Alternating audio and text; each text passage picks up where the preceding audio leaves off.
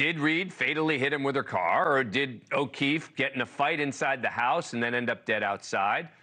Jury selection's almost over. Continues on Monday. Back with me, Jesse Weber, anchored the Law and Crime Network, and Misty Marris and Arthur Aidala, two prominent trial attorneys. Arthur, reasonable doubt here, you think, based on what you've heard? Well, this is a good one, right? This one is it's interesting. This one is there's a little bit on each side. She apparently ticked everyone off because when she was walking to court, she like winked at the cameras, and you know that's not, when you're a criminal defendant, the message you want to send to jurors who maybe, or potential jurors who may be watching this. But there is some evidence on both sides. I mean, those dog bites on his arm. Now you can say, look, she hit him with the car. He's laying there, and then all of a sudden the dog comes and he's bleeding, and the dog smells the blood and starts gnawing on him. Let's lay out. Let's put up the number 4 and 5. Right. Let's start with the prosecution. Texts and voicemails showed that Reed and O'Keefe had a strained relationship. Witnesses that Reed mentioned a cracked taillight, which becomes a very important point, and asked if she hit O'Keefe and remembers nothing.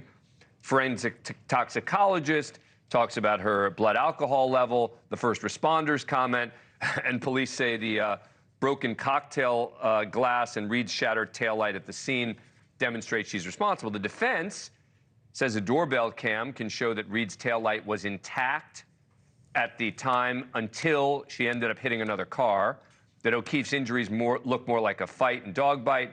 The homeowner ended up giving away the dog, and that the forensic expert says that the partygoer Googled how long to die in the cold. Can I add something to the defense's scorecard? First of all, there's a reason I think this is rife with reasonable doubt.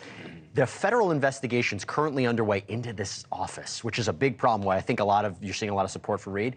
A federal investigator, this is according to the defense, their own technician, their own reconstructionist said, he didn't die from the car. He wasn't hit by her car. And so there's something to this, so much so that the judge in this case is allowing her to present evidence of this third-party culprit. They're saying explore it. You have free reign. You might not be able to mention in opening statements, but you can call witnesses. That, to me, is very significant. There's something here to at least support her defense that she didn't do it. Yeah, and the defense really just has to raise the alternate theory. They don't have to approve the alternate theory. And that's for the purpose of raising reasonable doubt. I think the first responder's testimony on the stand about, you know, I hit him, that's going to be a huge piece of evidence, because he or she, whoever the first responder is, shouldn't have any skin in the game, and that's a big piece of evidence. Does she testify? She may have. I don't think she I don't know. Well, it's always a game time decision. Well, you have to wonder, how did she do in these interviews, right? Enough to gather public support. We believe her. So there might be something for a jury to believe her. It's hard to sell a jury on conspiracy. That's the problem. And by the way, here's the Norfolk DA, Michael Morrissey, on saying law enforcement did not frame her. This is number 7. The idea that multiple police department, EMTs, fire personnel, the medical examiner, and prosecuting agencies are joined in or taken in by a vast conspiracy should be seen for what it is: completely contrary to the evidence and a desperate attempt to reassign guilt. That's closing argument, right? Yeah, because sometimes the easiest explanation is the explanation, right? So a widespread conspiracy is difficult. Because we talked about it with the Scott Peterson case. You would have to say, okay, these officers killed him. We're going to put him outside, and we're going to hope that it's going to look like she hit him. And we have to make sure she says a statement later on. Then you say, what happened to his arm? That's not a car accident. Right. How'd that happen? Justice got a problem because she was pretty intoxicated.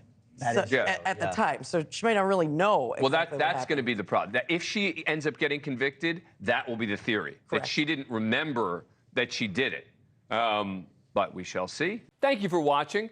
Go to newsnationnow.com to find NewsNation on your cable provider. And don't forget to click the red subscribe button below to get more of NewsNation's fact-driven, unbiased coverage.